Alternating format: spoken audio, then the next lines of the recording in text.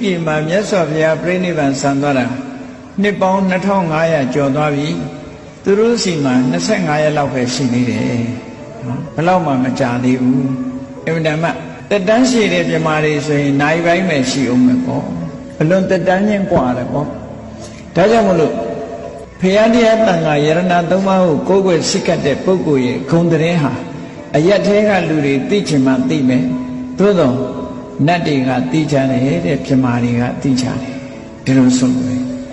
နတ်ပြမာတွေရဲ့ဂုဏ်သတင်းနတ်ပြမာတွေအတွင်းမှာဂုဏ်သတင်းကြီးတယ်ဘာဖြစ်လို့ဂုဏ်သတင်းကြီးတယ်လဲလို့ဆိုလို့ရှိရင်မြတ်စွာဘုရားဟောတဲ့သုတ်တန်တစ်ခုမှာဆိုရင်စတုမာရိနတ်ဘုံဆိုတာလူပြည်နဲ့ဆက်ဆက်နေတာဝရိန္ဒနတ်ပြည်ကလည်းလူဘုံနဲ့ဆက်ဆက်လူဘုံနဲ့ဆက်ဆက်နေတော့လူပြည်ကသတင်းကိုအမြဲတမ်းသူတို့သတင်းပို့လို့ရှိတယ်ပေါ့လူတွေနဲ့ဆက်ဆက်နေတဲ့နတ်တွေကသတင်းပို့ကြတယ်ဘယ်မြို့ဘယ်ရွာဘယ်ရောက်ကဘယ်သူဖြစ်ဖရာတရားတန်ခါလေးစားတယ်